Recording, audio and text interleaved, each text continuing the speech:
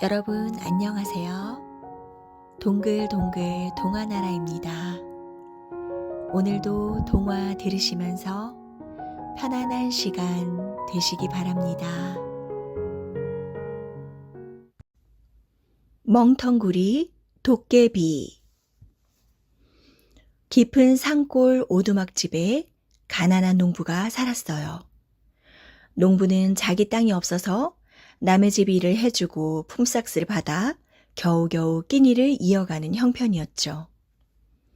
어느 날 농부는 품을 팔고 집으로 오는 길에 헐벗고 굶주린 거지를 만났어요. 그래서 품삯으로 받은 돈을 톡톡 털어주고 입고 있던 옷까지 벗어주고 집으로 왔답니다. 농부의 아내는 얼마나 속이 터지겠어요. 아이고, 기가 막혀. 남의 동냥바가지 채워줄 돈 있으면 처자식 굶기지나 말지. 하도 딱해서 못 본 척 할 수가 없었어. 어려운 사람끼리 도와가며 살아야지, 안 그러오? 농부의 아내는 인정 많고 착한 남편이 못마땅했어요. 하루는 농부가 저녁을 먹고 있는데 낯선 사람이 찾아와서 이러는 거예요. 새님, 돈 단량만 꿔주시오. 내게 무슨 돈이 있다고 그러시오? 품판돈 단량 있지 않습니까? 품판돈 모아놓은 것이 딱 단량 있긴 했는데 그걸 꿔주면 아내가 야단이 날 거란 말이에요. 틀림없이 내일 갚아드릴 테니 꿔주시오. 자꾸 조르니까 농부는 마음이 흔들렸어요. 얼마나 사정이 급하면 나같이 가난한 사람에게 돈을 꿔달랠까? 농부는 비록 없이 살아도 남의 사정 딱한 것은 그냥 지나치지 못하는 성미였거든요. 어려울수록 서로 돕고 살아야지 싶어서 아내 몰래 돈 단량을 꿔주었지요. 농부의 아내가 부엌에서 나오며 물었어요. 누가 온 것 같던데 무슨 일이에요? 농부는 거짓말을 할 수가 없어서 사실대로 말했어요. 농부의 말을 들은 아내는 펄펄 뛰었지요. 아휴, 그렇게 귀에 못이 박히게 말했건만 그새를 못 참고 돈을 또 꿔줘요? 농부의 아내는 누군지 알고 돈을 꿔줬느냐, 돈을 갚지 않으면 어떻게 할 것이냐, 겨우 단량뿐인 돈을 남 줘버렸으니 뭘 먹고 살 것이냐 하면서 바가지를 벅벅 긁어댔어요. 다음 날 해가 지자 농부의 아내는 농부를 들볶기 시작했지요. 돈을 갚긴 누가 갚아? 누군지도 모르고 돈을 꿔주는 사람이 바보지. 내 이럴 줄 알았다니까. 농부는 한마디도 못하고 먼 산만 바라봤어요. 속으로 은근히 걱정이 되었지요. 그렇지만 꼭 갚겠다고 한 약속을 믿을 수밖에요. 그런데 날이 저물어 깜깜해지자 누가 문 밖에서 새님, 꾼돈 단량 가져왔습니다. 하고 엽전을 훌쩍 던져주고 가는 거예요. 농부는 꿔준 돈을 받았으니 아내의 잔소리는 듣지 않겠구나 싶어서 거참 다행이다 하고 가슴을 쓸어내렸지요. 그런데 그 다음날 밤이 되자 새님, 꾼돈 단량 가져왔습니다. 하고 또 돈을 던져주지 뭐예요. 그러고는 농부가 불러도 뒤도 안 돌아보고 가버리네요. 저 사람이 정신이 있나 없나? 어쩌냐고 갚은 돈을 또 가져와. 그뿐이 아니었어요. 날마다 꼭 그맘때가 되면 새님, 꾼돈 단량 가져왔습니다. 또 그 다음 날에도 새님, 꾼돈 단량. 그 다음 날 또 새님, 꾼돈 단량. 하고 돈을 자꾸 가져오는 거예요. 농부의 아내가 희죽희죽 웃으며 말했어요. 멍텅구리 도깨비 짓이 틀림없어요. 그러니 모른 척 내버려 둡시다. 농부의 아내는 도깨비가 던져주고 간 돈을 모아 논을 사고 밭도 샀지요. 농부의 아내는 도깨비에게 잘 보이면 돈을 더 많이 가져다 줄 것 같았어요. 그래서 농부에게 말했지요. 도깨비 덕에 부자가 되었는데 한상 잘 차려서 대접을 해야겠어요. 그날 밤 농부는 도깨비를 기다렸다가 얼른 쫓아나가 붙들었지요. 뭘 좋아하시는지 말씀하시면 정성껏 대접해 올리겠습니다. 친구분들도 모시고 함께 오시지요. 그래서 멍텅구리 도깨비가 친구들을 잔뜩 데리고 와서 잘 먹고 갔지요. 그런데 그 다음 날부터는 친구 도깨비까지 와서 돈을 주고 가는 거예요. 새님, 꾼돈 단양. 새님, 꾼돈 단양. 새님, 꾼돈 단양. 부자가 되었다는 소문을 듣고 도둑들이 몰려오면 어쩌지? 농부의 아내는 마음이 편하지 않았어요. 도둑들이 돈을 훔치러 왔다가 사람까지 해칠까봐 겁이 났지요. 농부도 걱정이 이만저만이 아니었어요. 욕심이 지나쳐서 화를 당할까 두렵소. 이제 그만 도깨비들을 떼어냅시다.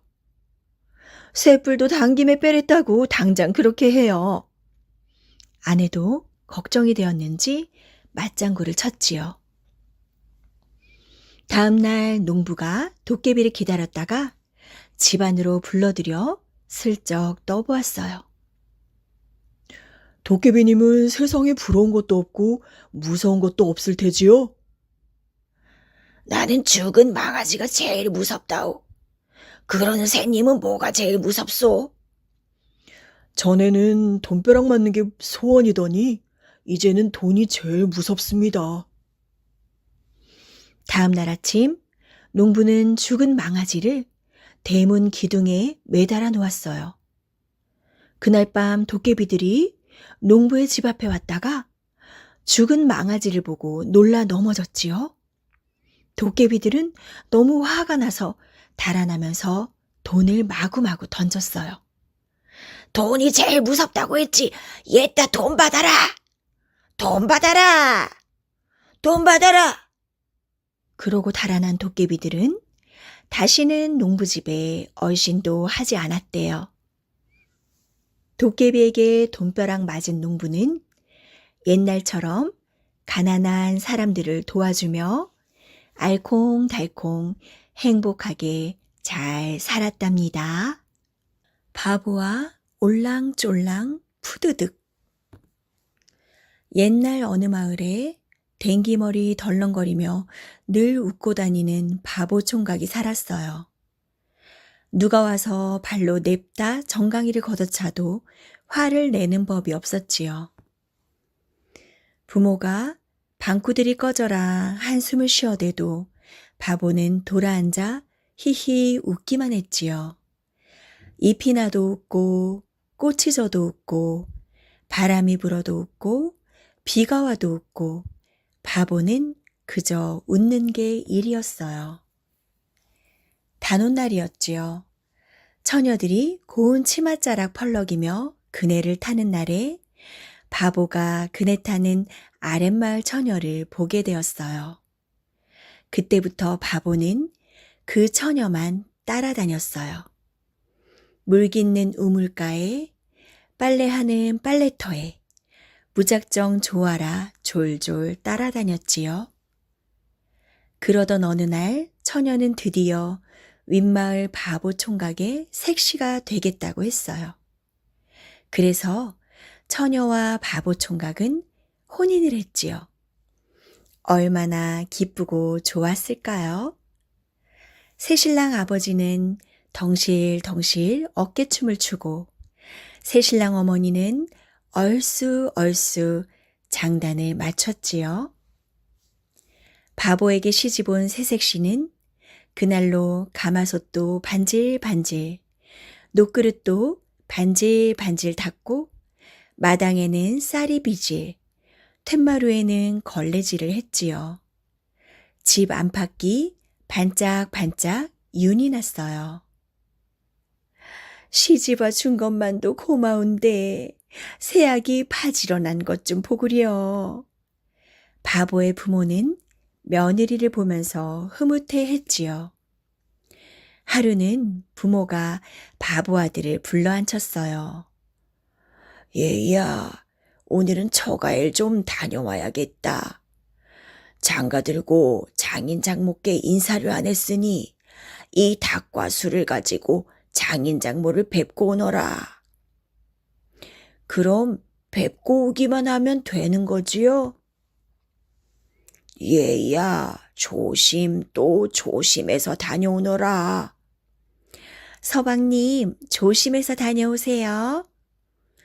식구들은 바보 신랑이 걱정되어 문 앞까지 따라 나와 배웅해 주었어요. 바보는 노래를 부르며 아랫마을로 떠났지요. 그러다 갑자기 가족들의 말이 생각났어요. 아뿔싸, 모두들 내게 조심하라고 했겠다. 바보 신랑은 노래를 뚝 그치더니 소리 높여 외쳤어요. 조심, 조심, 조심, 조심, 조심, 조심. 이렇게 말이에요. 바보 신랑은 조심만 계속 소리치다가 그만 보자기에 싼 닭과 술의 이름을 잊어버렸지 뭐예요? 어라, 이름이 뭐였더라? 아무리 생각해내려고 해도 도무지 기억이 나질 않았어요. 그래서 바보 신랑은 이름을 생각해내려고 눈을 지그시 감고 걸었지요. 그러다 그만 돌부리에 걸려 넘어질 뻔했어요. 그 순간 술병에 담긴 술이 올랑졸랑 흔들렸지요. 아하! 알았다. 이건 올랑졸랑이구나. 바보 신랑은 술병 목을 쓱 만지고 다시 걷기 시작했어요. 올랑졸랑 올랑졸랑 이러면서 말이에요. 그때 마침 소나무 아래 풀숲에서 꿩 한 마리가 푸드득 날아올랐어요.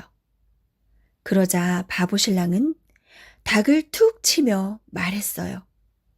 옳지! 이건 푸드득이구나. 바보 신랑은 신이 나서 내달렸죠.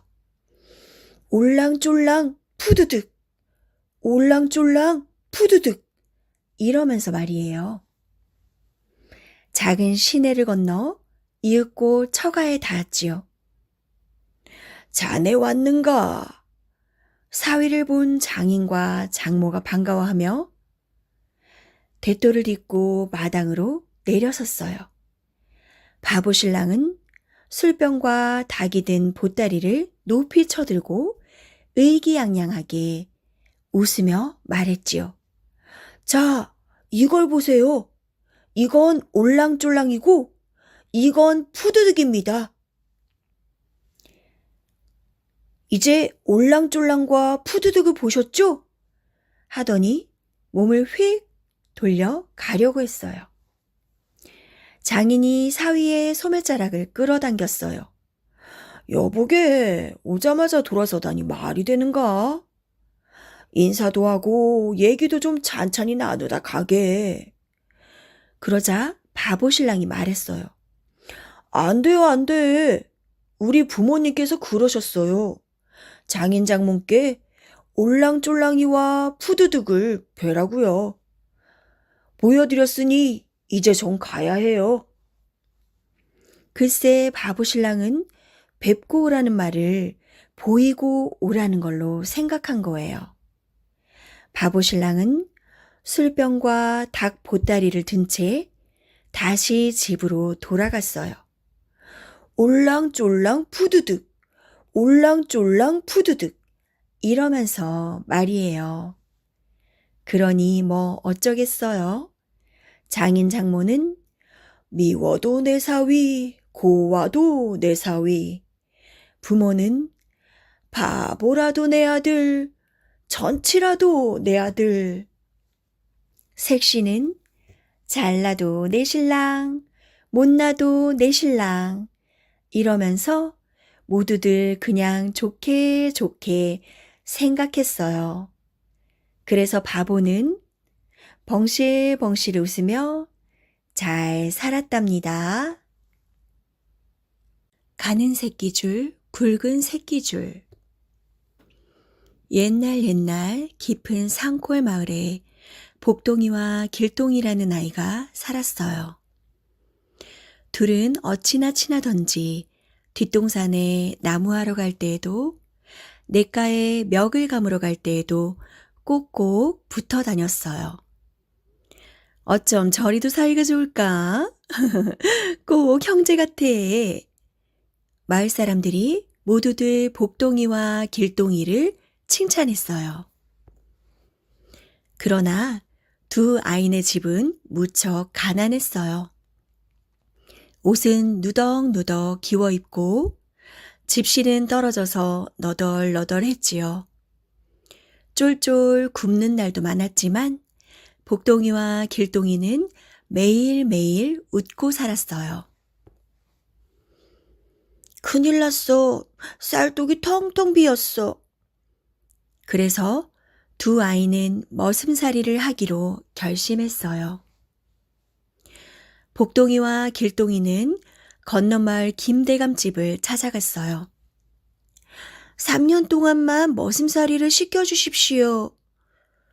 3년이라. 그런데 나이가 너무 적구나. 무슨 일이든 시켜만 주시면 열심히 할게요. 두 아이의 씩씩한 대답에 김대감은 고개를 끄덕였어요. 복동이와 길동이는 아침 일찍 일어났어요. 복동이가 쓱싹쓱싹 마당을 쓸면 길동이는 부글부글 쇠죽을 끓였지요. 소 먹이 주고 닭 모이 주고 사내가 나무 해오고 들에 나가 농사일 거들고 밤이면 새끼 꼬고 집신을 삼았지요. 송글송글 땀 흘리며 둘은 아주 열심히 일했답니다. 해가 갈수록 김대감네 살림은 부쩍부쩍 늘어났어요. 과일나무에는 과일이 주렁주렁 열리고 들판에는 벼들이 누릇누릇 익어가고 외양간의 소들은 투실투실 살이 오르고 곳간에는 볕 가마니가 차곡차곡 쌓였답니다. 드디어 3년이 되었어요. 내일이면 집으로 떠나는 날이에요. 두 아이는 집으로 갈 생각에 마음이 설레었답니다. 그동안 받은 세경으로 고향의 논밭과 돼지를 조금 사두었거든요. 난 농사를 열심히 지을 테야. 난 돼지를 키울 거야. 복동이도 길동이도 신이 나서 말했지요. 그런데 그날 밤 김대감이 복동이와 길동이를 불렀어요. 너희들 덕에 우리 집이 더욱 부자가 되었구나. 김대감은 얼굴 가득 미소를 지으며 말했어요. 마지막으로 부탁이 있는데 들어줄 수 있겠느냐? 무엇이옵니까? 새끼를 좀 꼬아다오. 대감 방을 나오며 길동이는 코웃음을 쳤지요. 내일이면 이 집을 나가는데 새끼를 꼬아달라고? 난 안 꼰다.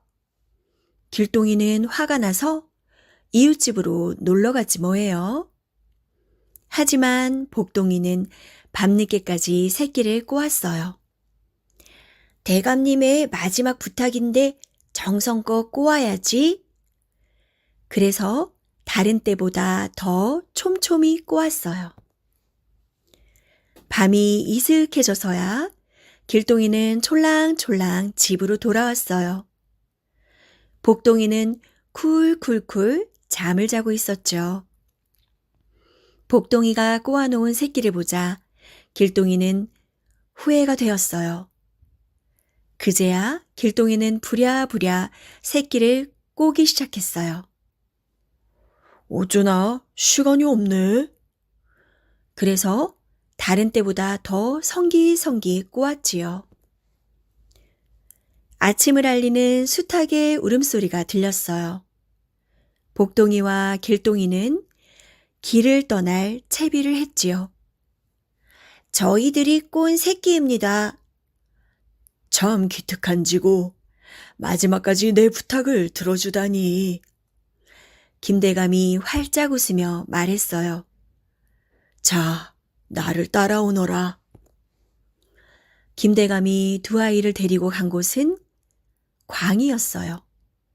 그곳에는 엽전이 가득 쌓여있지 뭐예요. 저기 있는 엽전을 새끼줄에 마음대로 꿰어가거라. 내가 너희들에게 주는 마지막 상이다. 그 소리에 복동이와 길동이는 깜짝 놀랐어요. 복동이는 가는 새끼줄을 들고 엽전을 꿰기 시작했지요. 쨍그랑 쨍그랑 끝도 없이 엽전이 새끼줄을 따라 들어갔지요. 길동이도 굵은 새끼줄을 들고 엽전을 꿰기 시작했어요. 길동이는 있는 힘을 다해 엽전을 꿰었지요. 하지만 단 한 푼의 엽전도 깰 수가 없었어요. 복동이는 엽전 꾸러미를 말에다 잔뜩 싣게 되었지요. 엽전 꾸러미가 너무 많아서 말이 기우뚱기우뚱 쓰러질 듯 했어요. 길동이는 들고 있던 엽전 한 양만 달랑 들고 터덜터덜 걸어서 집으로 돌아오게 되었어요. 복동이는 기와집도 사고 논밭도 샀답니다. 그리고 굶주리고 있는 마을 사람들이 모이면 쌀을 듬뿍듬뿍 나누어 주었어요. 길동이는 어떻게 되었냐고요? 길동이는 옛날에 그 초가집에서 돼지를 키우며 잘 살고 있답니다. 중국 임금이 된 머슴. 옛날에 남의 집에서 머슴살이를 하는 총각이 있었어요. 총각은 허우대도 멀쩡하고 부지런히 일도 잘했지요. 그런데도 주인은 틈만 나면 총각을 구박하는 거예요. 어떤 날은 밥을 많이 먹는다고 구박하고 어떤 날은 너무 자주 쉰다고 구박했지요. 하루는 총각이 참다 못해 이런 생각을 다 했어요. 에이, 차라리 딴 데 가서 머슴을 살아야지. 그 뒤부터 말끝마다 이런 말을 입에 달고 살았어요. 에이, 나 나간다. 나 나간다. 주인 영감은 그 말을 나 난다로 잘못 알아듣고 총각에게 물었어요. 이놈아, 네가 정말 날 수 있단 말이냐? 총각은 이게 뭔 소린가 멀뚱멀뚱했지만 곧 능청을 떨며 대답했지요. 예, 날지요. 그럼 어디 한번 날아보거라. 사또님이 날아라 해도 날까 말까 한데 영감님이 날란다고 날겠습니까? 총각이 이렇게 나오니 주인 영감은 화가 났어요. 그래서 이놈 어디 한번 혼나봐라 하는 심보로 고을 사또에게 일러 바쳤대요. 얼마 뒤 사또가 총각을 불러 물었어요. 네가 정말 하늘을 날 수 있느냐? 총각은 가슴이 뜨끔했지만 능청을 떨며 말했어요. 예, 날지요. 그럼 당장 날아보거라. 임금님이 날아라 해도 날까 말까 한데 사또님이 날란다고 날겠습니까? 총각이 이렇게 나오니 사또는 화가 치밀었죠. 이놈을 당장 옥에 가두거라. 사또는 곧 임금님께 편지를 썼어요. 우리 고을에 어떤 놈이 이런저런 말을 한다고 말이에요. 얼마 뒤 임금님이 총각을 불러 물었어요. 내가 정말 날 수 있단 말이냐? 총각은 어떻게 할까 망설이다가 에라 모르겠다. 이렇게 말하고 말았죠. 중국 임금님이 날아라 해도 날까 말까 한데 임금님께서 날라고 한다고 날겠습니까? 총각이 이렇게 말하니 임금님은 화가 머리끝까지 날 수밖에요. 그래서 이놈을 당장 옥에 가두거라 명령했지요. 그러는 동안 총각에 대한 소문이 퍼지고 퍼져 중국 임금의 귀에까지 들어가게 되었대요. 중국 임금은 신하를 시켜 총각을 오게 했지요. 총각을 보자마자 중국 임금이 물었어요. 그래, 네가 정말 날 수 있느냐? 예, 날지요. 그럼 내가 보는 앞에서 날아보거라. 총각은 어차피 이렇게 된 거 죽기 전에 실컷 놀기나 하자고 생각했어요. 그래서 한참 뜸을 들인 다음 말했지요. 나는 게 얼마나 힘든 일인데 아무 때나 날겠습니까? 그럼 언제 날 수 있느냐? 한 달 뒤에 날겠습니다. 좋다. 한 달 뒤에 보자. 이렇게 해서 총각은 한 달 내내 궁궐에서 배불리 먹고 잘 지냈지요. 드디어 약속했던 한 달이 되었어요. 중국 임금이 총각을 불러 말했지요. 이제 날아보거라. 좋습니다. 이제부터 제가 날 테니 임금님은 저 산 밑에서 기다리십시오. 중국 임금과 구경꾼들은 신이 나서 와글와글 산 밑으로 내려가고 총각은 느릿느릿 산 위로 올라갔지요. 이래 죽나 저래 죽나 죽기는 마찬가지. 떨어져 죽을 때나 찾아봐야겠다. 이렇게 마음먹고 주위를 살피는데 어디선가 두런두런 이야기 소리가 들리는 거예요. 이게 무슨 소리지? 총각이 다가가 보니 이게 웬일이에요? 토끼 두 마리가 옷과 부채를 서로 잡아당기며 아옹다옹 다투고 있더래요. 너희들 뭐 하는 거냐? 총각이 묻자 토끼 한 마리가 튀어나와 말했어요. 이건 하늘을 나는 옷이에요. 이 옷을 입고 부채를 살살 붙이면 하늘로 올라가죠. 그런데 이놈이 자기 거라면 안 주지 뭐예요? 그러자 또 다른 토끼도 깡충 튀어나오며 소리쳤어요. 무슨 소리야? 이건 내 거야. 총각은 이거 참 잘됐다 싶어서 토끼들을 살살 구슬렸어요. 그만들 다퉈. 내게 좋은 수가 있는데 내 말대로 할 테냐? 그게 뭔데요? 하나는 옷을 갖고 하나는 부채를 가지면 좋겠지만 그럼 하늘을 날 수 없지? 그렇지요. 그렇다고 옷과 부채를 하나가 다 가지면 나머지 하나가 섭섭할 테고. 그렇죠. 그러니 이 옷과 부채를 내가 갖는 거야. 그럼 너희는 다툴 일이 없고 얼마나 좋으냐? 토끼들은 수군수군, 속닥속닥 저희들끼리 귓속말을 하더니 이렇게 말했어요. 그게 좋겠어요. 옷과 부채를 가지세요.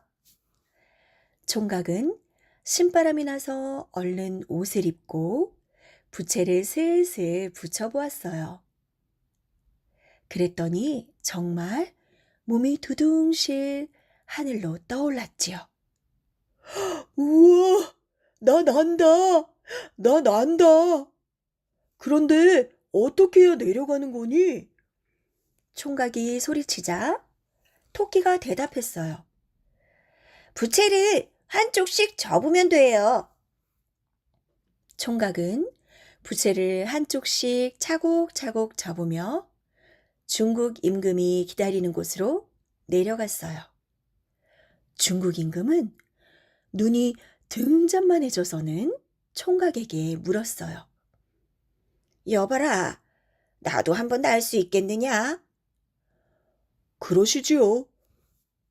중국 임금은 서둘러 옷을 입고 부채를 팔랑팔랑 붙여댔어요.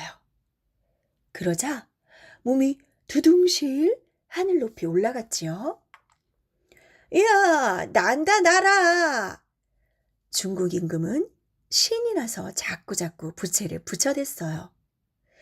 그럴수록 높이 높이 올라가 나중에는 아예 보이지도 않게 되었지요. 이쯤이면 됐으니 이제 내려가야겠다. 중국 임금은 아래를 향해 고래고래 소리를 쳤어요. 어떻게 해야 내려가느냐? 하지만 이를 어째요? 그 소리가 총각한테 들릴 수가 있을까요? 사람들은 이제나 저제나 임금님이 내려오기를 눈이 빠지게 기다렸지요. 하지만 하루, 이틀, 사흘, 한 달, 두 달, 세 달이 지났지만 임금님은 나타나지 않았어요. 이제 사람들은 새 임금님을 뽑아야 했지요. 그래서 조선 땅에서 온 신비하고 놀라운 총각을 임금으로 삼았지요. 이렇게 해서 한때 머슴이었던 총각은 중국 임금이 된 거랍니다. 참, 하늘로 올라간 중국 임금은 어떻게 되었냐고요? 글쎄, 바람이 그러는데 이리저리 하늘을 떠돌다가 솔개가 됐다지 뭐예요. 지금도 하늘을 빙빙 날고 있다나 봐요. 불쌍한 사람을 도운 싱글벙글 정씨. 옛날에 정씨성을 가진 가난한 사람이 살았어요.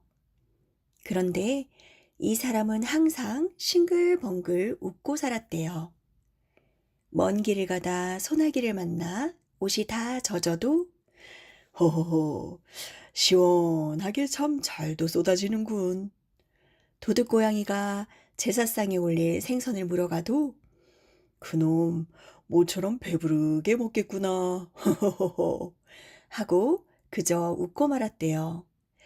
그래서 모두들 그를 싱글벙글 정씨라고 불렀지요. 어느 날 아내가 걱정스러운 얼굴로 말했어요. 여보, 농사 지을 땅도 조금밖에 없는데 앞으로 아이가 태어나면 어떻게 살죠? 싱글벙글 정씨는 웃으면서 말했어요. 허허허, 어떻게 살긴. 돈을 벌어서 살면 되지. 옳지. 땅을 팔아서 무명 장사를 합시다. 무명은 옷을 만드는 옷감이에요. 싱글벙글 정씨는 농사 짓던 땅을 모두 팔았어요. 이제 이 돈으로 무명을 사면 되겠군. 여보, 열심히 장사를 하면 우리도 잘 살 수 있겠죠? 그럼 물론이지. 어서 가서 좋은 무명을 사오리다. 싱글벙글 정씨는 얼굴 한가득 웃음을 달고 무명을 사러 큰 시장으로 떠났어요. 바다에서 지금 막 잡아온 싱싱한 생선이요. 떡 사세요. 맛있는 꿀떡이에요. 저 통통하게 살찐 암탉이에요, 씨암탉. 시장에 오면 언제나 기분이 좋아진단 말이야. 한참을 걸어서 큰 시장에 도착한 정씨는 신기한 얼굴로 이것저것을 두리번거렸어요. 벌써 점심때가 다 되었네. 옳지. 저기서 국밥이나 한 그릇 먹고 갈까? 정씨는 주막으로 들어가 자리를 잡았지요. 그런데, 무슨 일이지? 싱글벙글 정씨의 눈이 휘둥그레졌어요. 글쎄, 길가에 상여 하나가 덩그러니 놓여 있고 그 옆에서 흰옷을 입은 아이가 훌쩍훌쩍 울고 있는 게 아니겠어요? 얘야, 왜 울고 있니? 이상하게 여긴 정씨가 다가가서 물었지요. 우리 아버지가 돌아가셨어요. 그래서 서울에 있는 선선에 모시러 가는 길이에요. 그럼 서울까지 가는 길이란 말이냐? 예, 그런데 그만 돈이 다 떨어져서. 아이는 얘기를 끝맺지 못하고 눈물만 흘리는 거예요. 차가운 바람이 휙 지나가자 아이는 온몸을 오들오들 떨기까지 했어요. 아이고, 가엾기도 해라. 아버지까지 돌아가셨는데 어린아이 혼자서 얼마나 힘들까? 생각할수록 아이가 불쌍해서 정씨는 마음이 아팠어요. 한참을 생각하던 정씨는 싱글벙글 웃으면서 아이에게 말했어요. 얘야, 이제 걱정하지 않아도 된단다. 내가 서울까지 갈 수 있게 해줄게. 네? 그게 정말이세요? 정씨는 무명을 사려던 돈으로 일꾼을 사서 아이가 서울까지 갈 수 있도록 도와주었어요. 정씨는 일꾼들에게 상여를 선상까지 잘 모셔달라고 여러 번 부탁했어요. 아이와 일꾼들이 떠날 준비를 마쳤죠. 고맙습니다. 정말 고맙습니다. 아이는 몇 번이나 인사를 했어요. 그런데 아저씨는 누구세요? 나? 나는 이웃 동네에 사는 싱글벙글 정씨란다. 싱글벙글 정씨는 무명 살 돈을 모두 써버려서 빈털터리가 되었지요. 그래도 집으로 돌아오는 발걸음은 가벼웠어요. 다람쥐를 봐도 싱글벙글, 하늘을 봐도 싱글벙글, 자꾸 웃음이 나왔지요. 좋은 일을 하니까 기분이 정말 좋은걸. 여보, 무명은 어디에 있어요? 빈손으로 돌아오는 정씨에게 아내가 물었어요. 싱글벙글 정씨는 시장에서 있었던 일을 아내에게 모두 말해 주었지요. 저런, 딱하기도 하지. 참 좋은 일을 하셨어요. 지금보다 더 열심히 일을 하면 굶기야 하겠어요. 겨울이 지나고 봄이 오고 여름이 오고 가을이 가고 이렇게 몇 번이나 계절이 바뀌었어요. 싱글벙글 정씨는 아들도 낳고 딸도 낳아 가난하지만 행복하게 살고 있었지요. 그러던 어느 날 싱글벙글 정씨가 사는 집에 마을에서 제일 높은 원님이 오신다는 게 아니겠어요? 그렇게 높은 어른이 우리 집에 오신다니? 무슨 일일까? 도대체 무슨 일이지? 싱글벙글 정씨는 아무리 생각해도 알 수가 없었지요. 어이, 길을 비켜라. 원님 행차시다. 사람들은 하던 일을 멈추고 모두 허리를 굽혀 원님을 맞았어요. 정씨는 얼른 달려나와 무릎을 꿇었지요. 아이고, 원님께서 무슨 일로 저를 다 찾아오셨습니까? 정씨는 가슴이 쿵쾅쿵쾅 뛰었어요.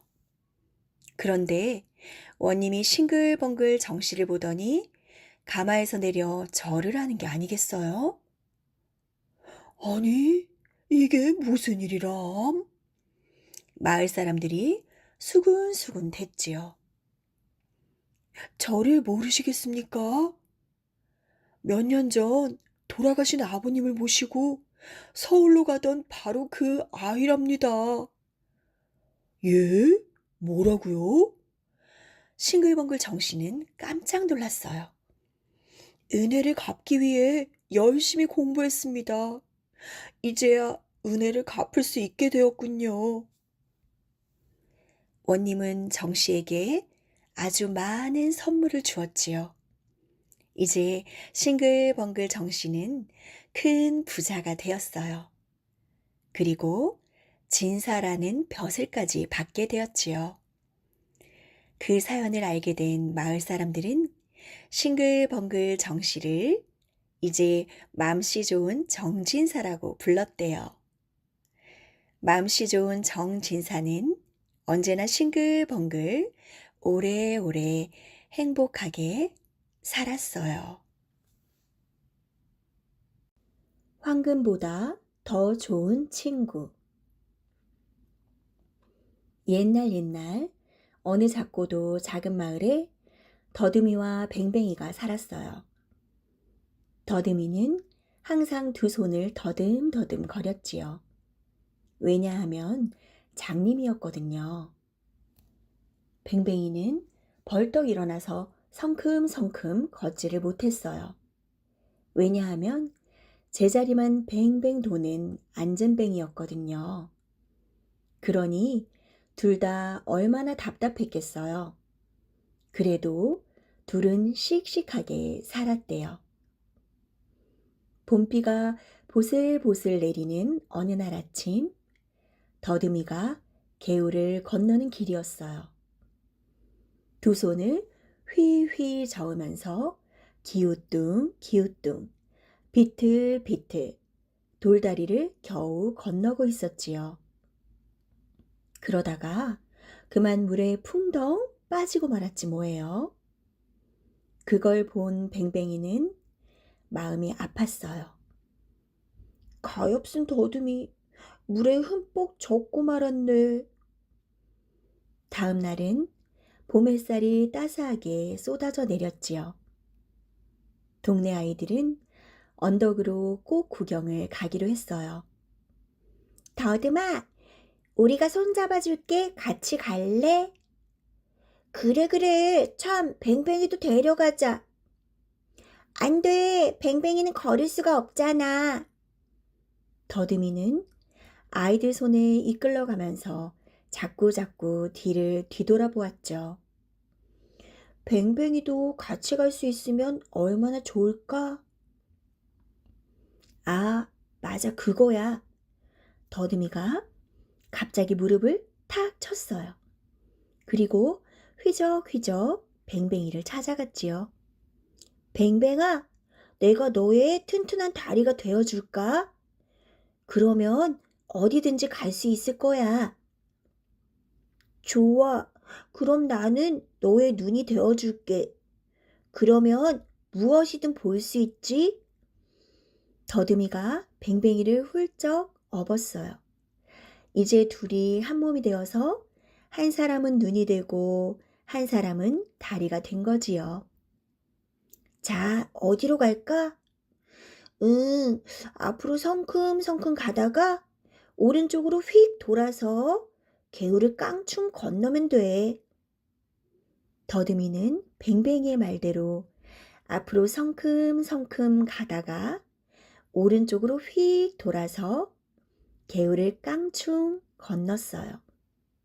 뱅뱅이는 더듬이의 다리로 개울도 건너고 언덕도 오르고 멀리 꽃구경도 갈 수 있었지요. 짹짹짹짹짹짹짹 어디선가 아름다운 새소리가 들리고 있었어요. 저건 무슨 소리지? 더듬이가 소리나는 쪽을 두리번거리며 물었어요. 응, 저건 노란 깃털을 가진 작고 예쁜 새야. 더듬이는 뱅뱅이의 눈으로 구름도 보고 나무도 보고 냉이꽃도 보고 개미도 보았어요. 둘은 꼬불꼬불 오솔길을 흥얼흥얼 콧노래를 부르면서 한참을 갔어요. 힘들어. 여기서 잠시 쉬자. 더듬이는 활짝 핀 진달래 한가운데에 뱅뱅이를 내려놓았어요. 뱅뱅이는 이쪽 꽃을 타서 친구 입에 한 움큼, 저쪽 꽃을 타서 자기 입에도 한 움큼 넣었지요. 우물우물 천천히 씹어봐. 참 향기롭지? 그런데 아까부터 좀 떨어진 바위 밑에서 돌 하나가 번쩍번쩍 거리는 거예요. 뱅뱅이가 고개를 빼고 가만히 보니까 글쎄 큰 금덩어리가 아니겠어요? 저것만 있으면 금방 부자가 될 텐데. 하지만 우리는 둘인데 금덩어리는 하나잖아. 뱅뱅이는 곰곰이 생각을 했지요. 에라, 그냥 두고 가자. 저 금덩어리가 있으면 욕심이 생겨서 친구를 잃을지도 몰라. 대신 뱅뱅이는 자기들보다 더 가난한 사람을 만나면 금덩어리가 있는 곳을 가르쳐 주기로 마음먹었어요.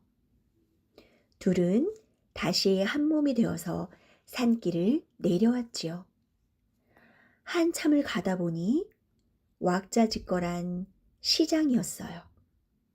더듬이와 뱅뱅이는 잠시 따로 두 몸이 되었지요. 엿사시여, 둘이 먹다 하나 죽어도 모르는 호박엿이요. 더듬이는 엿장수 가위 소리를 듣고 있었어요. 둥글둥글 항아리 파는 아저씨, 매끈매끈 옷감 사는 아줌마, 쪽쪽 엿가락 빠는 아이들.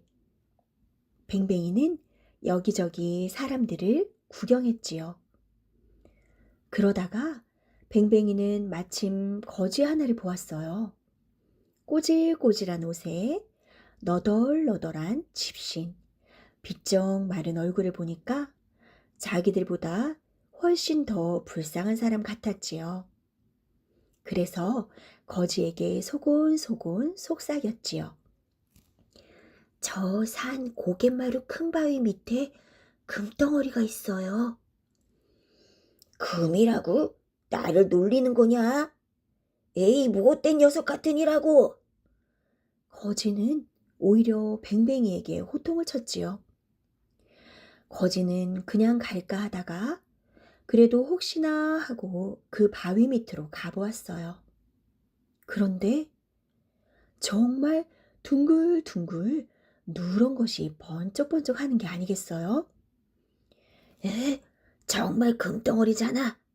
저것만 있으면 평생 일을 안 해도 놀면서 편하게 살 수 있겠는걸? 거지는 신이 나서 단숨에 달려갔어요. 그런데 금덩어리가 꿈틀꿈틀 움직였어요.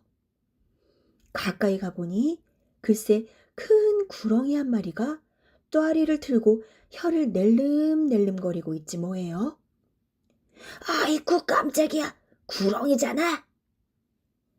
화가 난 거지는 구렁이를 두 동강 내버렸지요. 거지는 생각할수록 그 안진뱅이가 괘씸했어요.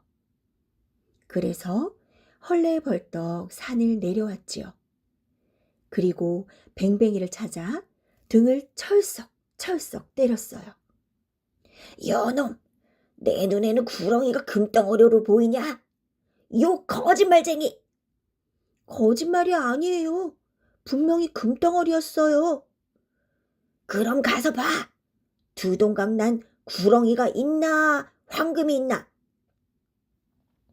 거지는 불그락 화를 내면서 가버렸어요. 뱅뱅이는 고개를 갸웃갸웃 거렸어요. 분명히 금덩어리였는데. 뱅뱅아, 저 사람이 왜 너를 때리는 거야? 그제야 뱅뱅이는 아까 고갯마루 큰 바위 밑에서 본 황금 이야기를 더듬이에게 해주었어요. 둘은 다시 그곳으로 가보았지요. 그런데 바위 밑에는 주먹만한 금덩어리 2개가 눈부시게 빛나고 있었어요. 맞아요. 거지가 2동강 낸 구렁이가 황금 2개로 돼 있었던 거예요. 둘은 사이좋게 하나씩 금을 나누어 가졌지요.